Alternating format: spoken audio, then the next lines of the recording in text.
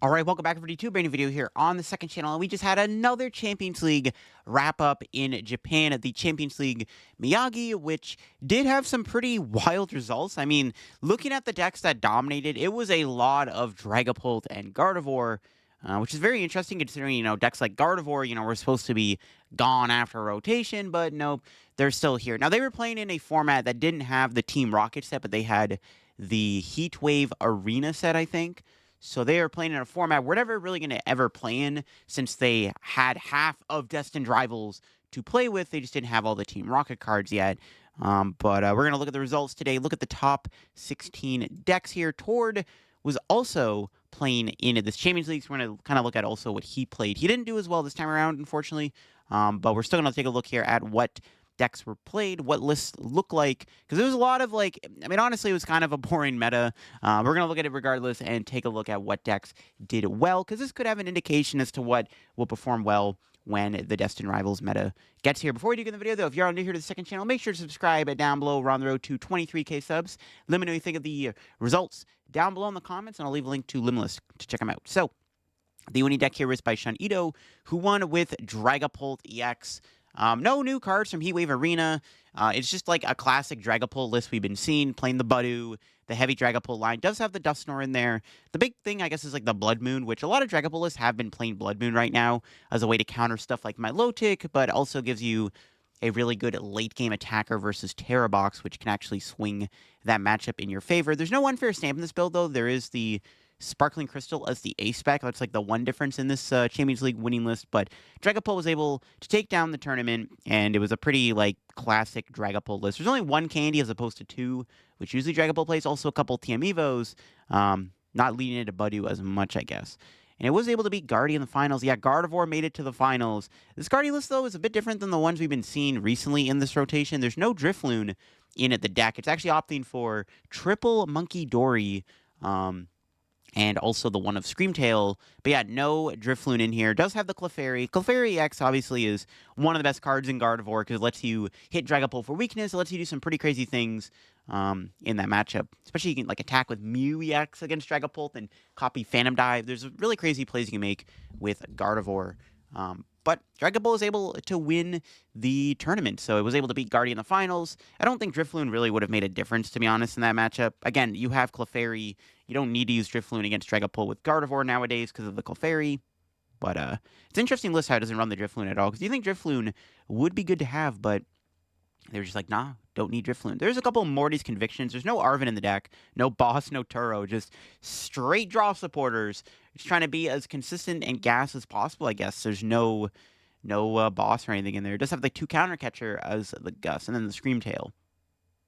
Fortunately, we're not able to see the top 4 lists here of Raging Bolt and Gardevoir, but we can see another top 8 list here, the Walls. Now, Walls has not done well at all here in the West. We haven't seen Walls perform well at all. It hasn't really put up any results yet. That could change after Atlanta. We could see Walls in top 8 at Atlanta. It's still early to tell, but Walls definitely has been underperforming a little bit. And I think that's just mainly because everyone's really teching for these matchups, or at the very least, Cornerstone Ogerpon's presence right now is really high, and it's causing a lot of people to just respect it, which is probably why Walls isn't doing as well. But I definitely want to try Walls out. I haven't really dabbled into the deck. It could be a pretty toxic deck to play right now. It's one of those decks where it's like, if you're not building to beat it, or you don't have a good enough attacker to deal with a deck like this, it's pretty bad. And even if you do have a counter, the way the Walls decks are built here, they have the Monkey Dories in the deck here, as you can see.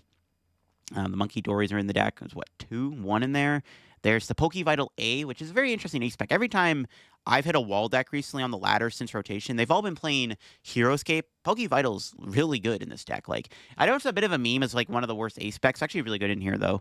Yeah, we'll have to see if the Walls can perform well at Atlanta, because it's interesting how this deck just hasn't done anything yet. And it's actually pretty good.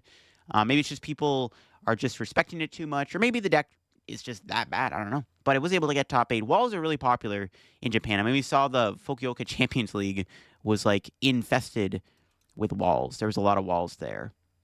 We had a couple more Guardies in top 8. Guardy had a really good showing this tournament, which is kind of crazy considering, again, a lot of people are kind of writing this deck off right now. This Guardy list here does have the Drifloon in there. It is playing the Brilliant Blender as the ace spec to get rid of all the Psychic Energy, and then you can turbo Drifloon. I mean, The past couple times I played against Gardevoir at my locals, literally both games, it's like they get super fast Drifloons off. It's kind of crazy. Brilliant Blender Drifloon is a deadly combo. The interesting one is the Explorer's Guidance is being in here, is extra turbo. I guess if you prize the Blender, it can be rough. There's no Vessel in the deck, which is a big thing I just noticed. There's no Vessel in this list. There's the Shaman.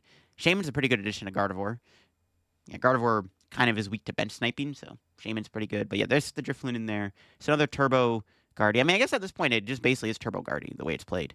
So another Guardian top 8. Like I said, a lot of Gardevoir. This one does have the Drifloon, but also plays the Secret Box in the deck as the spec over the Brilliant Blender. Has the Mori's Conviction, the Arven in there. No Turo, but does have Boss too, so I get the 1/1/1 lines. The Arven is nice. I mean, I think Arven's really good in Gardevoir right now. It's really good in the late game, because you can turn an Arven essentially into a Drifloon. You can get Night Stretcher plus Bravery Charm, which is really, really strong. Got the double Budu. No Shaman, though, so was like, no, don't care about the bench. All right, fair enough. That was the top 8. There's another Dragapult in top 8. So yeah, the top 8 really just like a lot of Gardevoir. Gardevoir was half of the top 8, which is crazy. Absolutely crazy how Gardevoir is still kicking. A couple of Dragapults we can't look at. There was a Terra Box here in top 16. This one did have an Iron Thorns EX in the deck, so a bit of a new card we haven't really seen it used in Terra Box yet is that Iron Thorns. Doesn't really seem like a terrible idea. You do shut off your own ability, so you can't use Latias to move it.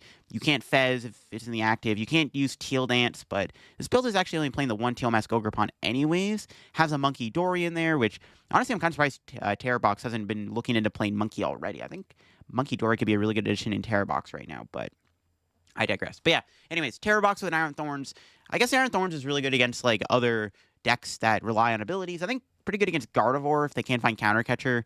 You kind of already beat Gardevoir if you just Wellspring them and they don't have Shaman down, but the Thorns can be good in that matchup too. I guess one thing to note too about the matchup is that the Iron Thorns can be really good against like the Mirror and stuff.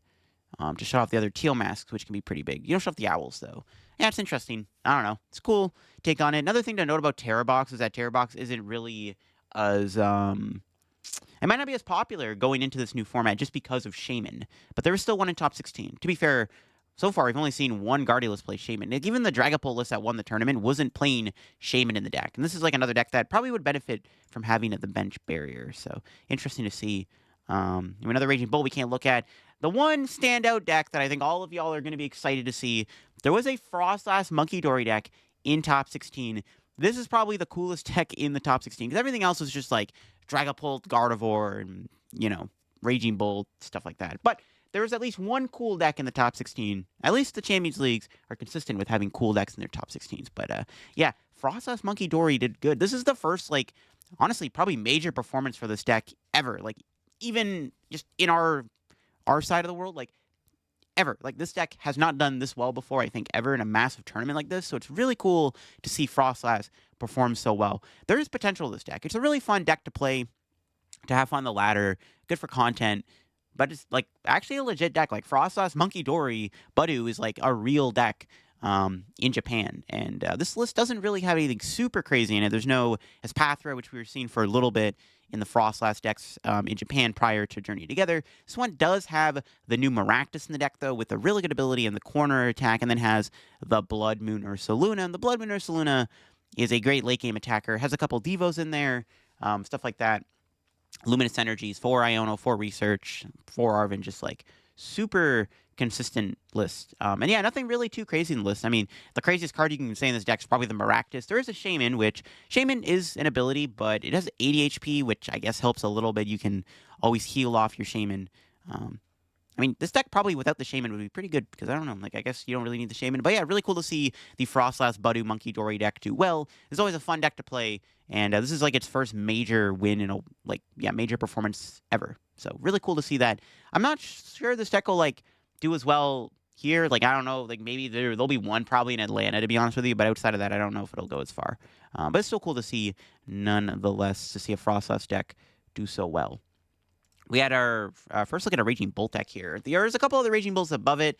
We weren't able to see the list, but there was one here in top 16. This one is playing at the Noctowls in the deck. Has 2 Ancient Babies. Got the baby Raging Bolt for the snipes, and has the baby Koraidon. Has the Fan Rotom and the Dittos in there. Prime Catcher, the Jamming Tower, Area Zero Split, couple Crispins in there alongside the Forsada. Pretty normal Raging Bolt stuff here. Raging Bolt still looks good in the next format. You know, still a very powerful archetype. I think the Jamming Tower was good to have in the deck this weekend, considering how much Gardevoir there was. Just an absurd amount of Gardevoir. We got another Dragapult Dusknoir.